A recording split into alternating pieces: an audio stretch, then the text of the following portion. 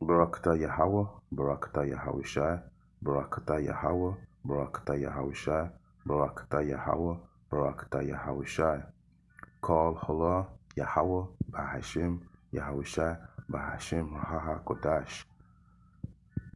Shalom aux élus et doux bonheur et respect aux apôtres et aux aînés de Great Millstone, car c'est eux qui ont appris cette vérité, et salutations aux croyants et aux croyantes. Ici frère Amos de Montréal, et à vous seulement je dis Shalom. Alors une leçon assez courte mais bref, droit au but, sur l'importance de repentir. Ici avant de commencer la leçon, on va voir une définition simple sur la rousse de repentir. Et qu'il écrit, c'est de manifester un regret sincère de ses péchés. Alors pour manifester, qui est un verbe, ça veut dire, ça prend une action, une action qui prouve que tu es sincère et de le faire de ses péchés. Et non juste de le dire et de le penser, lip service, de sa faute accompagnée de l'intention de le réparer. Et avec ce verbe, il faut avoir l'intention dans ton esprit qui est ton mind de changer, de devenir, comme on dit, une nouvelle créature. Donc, nous, si je vais retourner dans ma leçon, donc quand je dis nous, je parle des Israélites, les soi-disant dits négros, les soi-disant dits latinos, les soi-disant dits amérindiens, et toute la confusion des visages qui peut éparpillés dans les quatre coins du monde. Et par exemple, les Thaïlandais, je sais qu'ils sont, malgré leur apparence, il y en a qui sont des Israélites. Donc, comme ça, il y a des Israélites dispersés dans les quatre coins du monde. Même il y a des Israélites qui ressemblent à notre ennemi juré, qui est Isol, l'homme rouge, l'homme blanc, le diable. Bon, bref, nous avons eu cette possibilité de repentir sincèrement à travers ce merveilleux médiateur qui est celui qui est entre nous et le Père, qui est Yahweh, qui est descendu sur terre en tant qu'homme et qui a dû passer par plein de persécutions diaboliques et d'afflictions. Et puis à la fin, c'est sacrifié et s'est fait crucifier pour son peuple. Yahweh s'est sacrifié uniquement pour son peuple, Israël.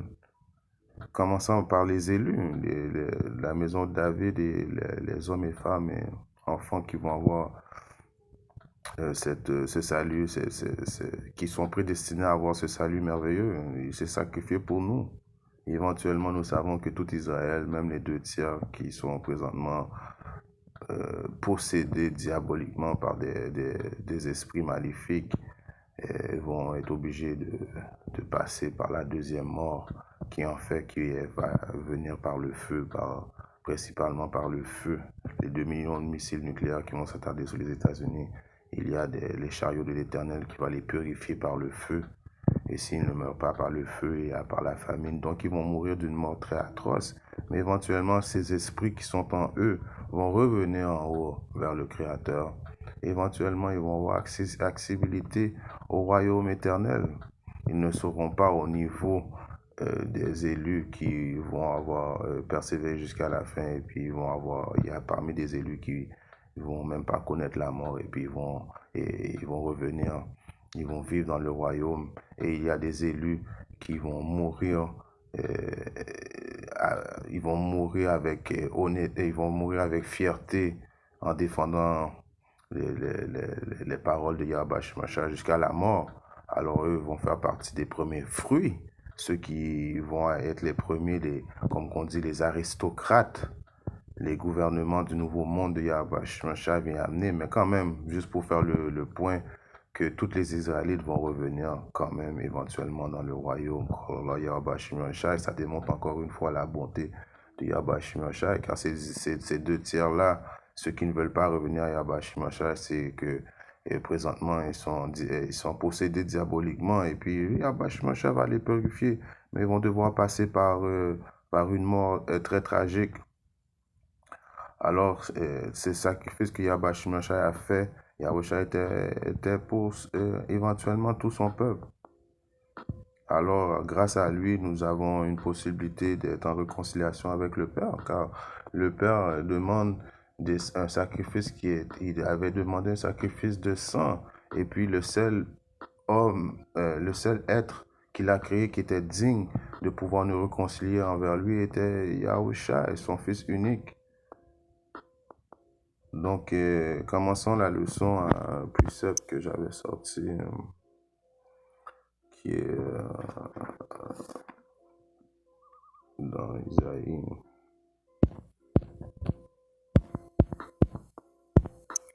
Si on regarde Isaïe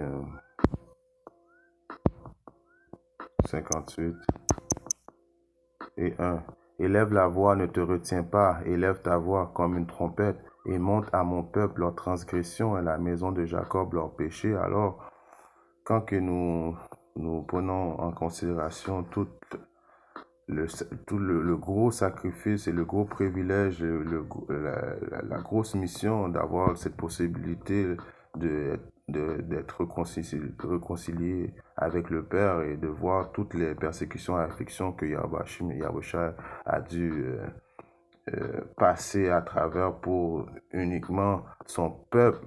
Ça demande une grosse preuve d'amour. Donc, il ne faut pas prendre ça à la légère. Donc, quand on a l'occasion d'élever la voix, quand vous nous voyez prophétiser dans les quatre coins du monde, c'est avec fierté qu'on fait ça et c'est avec fierté qu'on fait ça, car c'est un commandement laissé par Yahweh Shimashai, d'élever notre voix comme une trompette et de leur dire à notre peuple leur transgression, de leur dire aux deux tiers qu'éventuellement, de leur rappeler leur transgression. S'ils veulent retourner, tant pis et tant mieux pour eux, mais ceux qui ne veulent pas, alors éventuellement, ils vont devoir périr de leur vie. Donc, c'est un ordre laissé par Yahweh Shimashai de leur faire connaître ses intentions qui approche à grands pas. Présentement, nous pouvons voir que ce diable vient à grands pas avec rage. Il est en train d'implémenter son réseau pour éventuellement pouvoir bénéficier du résultat de cette puce électronique, le contrôle total de l'humanité, chose qu'il pense à pouvoir faire, mais nous savons que les élus de Yahweh Shimashai en aucune raison ne va succomber à ces exigences diaboliques que le diable apporte sur nous, car Yahweh Shimashai nous a donné la marque d'exemption. Quand je dis nous, j'aimerais faire partie de ce chiffre merveilleux, mais c'est pour ça que nous faisons ces travaux avec honnêteté et sincérité, et que nous sommes conscients de l'importance de repentir. Si je commence si je vais dans un autre précepte qui est dans Matthieu maintenant, 1, 4 et 17. Dans ces moments-là, Yahweh commençait à prêcher et à dire « Repentez-vous car le royaume du ciel est à la main ». Alors ce royaume, ça commence par acquérir la sagesse et la compréhension de ces paroles saintes du livre.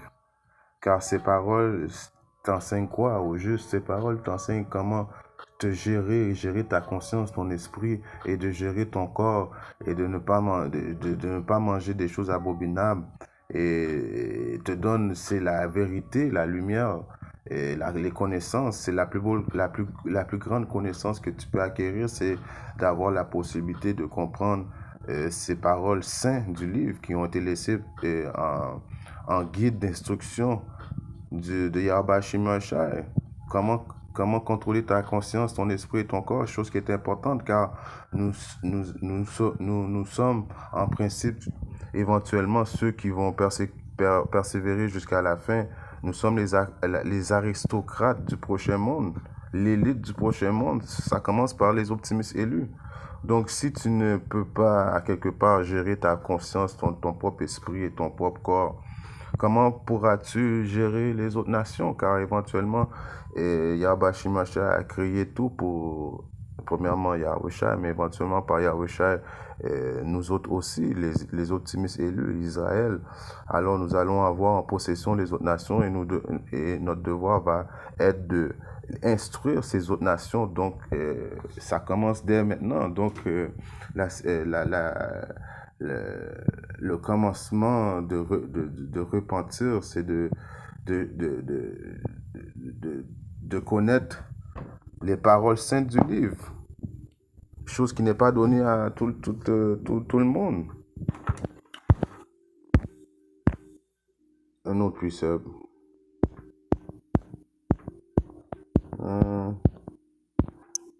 Si on regarde dans le livre de Actes 3, 19.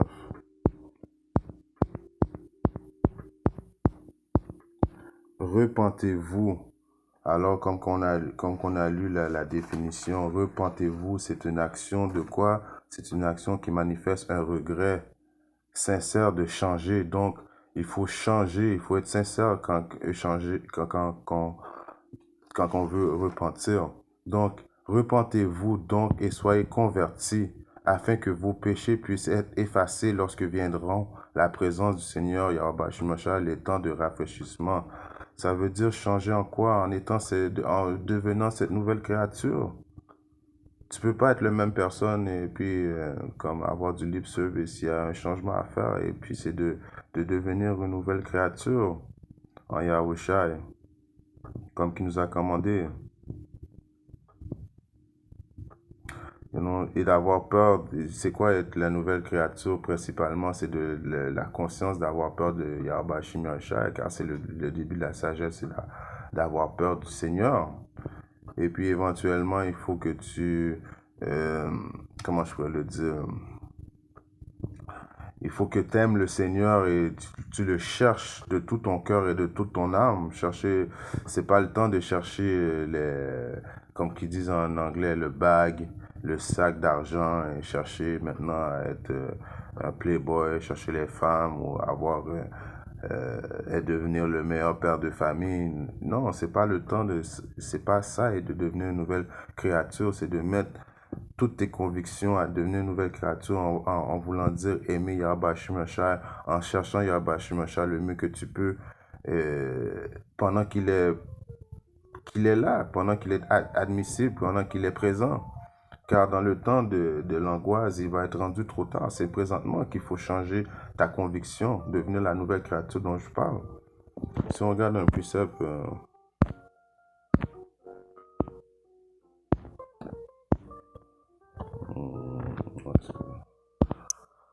Romains 6 et 23.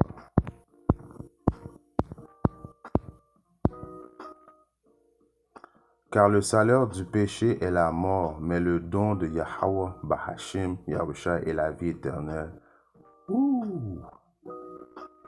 Par l'intermédiaire de Yahushua, Hamashiach, notre Seigneur. Donc, car le salaire du péché est la mort. Et alors, si on sait c'est quoi le péché, je sais que vous savez ce précepte, mais il est important quand même de le sortir, qui est à 1 Jean 3 et 4. Quiconque commet le péché transgresse aussi la loi, car le péché est la transgression de la loi. Alors repentir, c'est de ne pas pécher, et de ne pas pécher, c'est de respecter les statuts, les lois, les commandements du meilleur de notre habilité. Donc transgresser la loi, c'est ça qui amène la mort, c'est ça qui fait en sorte que tu es un pécheur, qui t'empêche de repentir, qui t'empêche de réconcilier avec Yahweh Hashim, Yahushai, la transgression du péché. Si on regarde maintenant un autre précepte, je vais finir très bientôt. C'était une leçon assez vite, mais droite au but. Si on regarde Romains 12 et je commence à 1. Je vous implore, ça veut dire je vous supplie. Implorer, ça veut dire je vous supplie. Frères, par les miséricordes de Dieu, Yahweh Shemashah, que vous présentiez vos corps à un sacrifice vivant, saint. Alors, un sacrifice vivant, ça veut dire de nous donner corps et âme pour éventuellement être digne d'être admissible à ce sacrifice, de passer par l'affliction que nous devons passer et puis éventuellement passer par le feu, et puis par ce feu, nous allons être purifiés, comme que à l'image de Yahushua. Donc Paul, dans ce verset, nous supplie d'être conscient et d'apprécier ce salut, les sacrifices que Yahushua a fait pour nous, la réconciliation qu'il nous a donné avec le Père, car Yahweh ne voulait plus rien savoir de nous. C'était fini pour lui là avec nous. Donc, il faut supplier, je vous implore, il nous supplie, frères, par la miséricorde de Dieu, Yahweh Shmasha, que vous présentiez vos corps à un sacrifice et présenter notre corps à un sacrifice. C'est ça qu'on fait quand nous sommes dans les routes et dans les haies, quand nous sommes en train de faire ces vidéos, c'est une démonstration d'un sacrifice et éventuellement la persécution que Esau, le diable, s'apprête à faire sur nous. Nous allons être ciblés, car éventuellement, tous les scénarios que ce diable est en train de faire, peu importe ce qu'il dit, il a un but fixe, c'est de essayer de tuer les optimistes élus. Pensez pas que Esau ne savent pas qui sont les optimistes élus. Esau sait très bien. Esau c'est l'accessibilité à toutes les comptes, toutes les affaires. Il sait qui prophétise la vérité. Il sait qui ne prophétise pas la vérité. Esau, la nation d'Islam n'est pas une menace pour Esau. Les autres, ils pourraient dire qu'est-ce qu'ils veulent. Les soi-disant dits chrétiens de l'Église catholique n'est pas une menace pour Esau. Esau, principalement la menace de Esau, c'est le GMS, commençant par les apôtres et les aînés de Greystone. Ceux qui font que leurs vidéos font descendre leurs vidéos. Aussitôt que le message est lancé, Esau est là en train de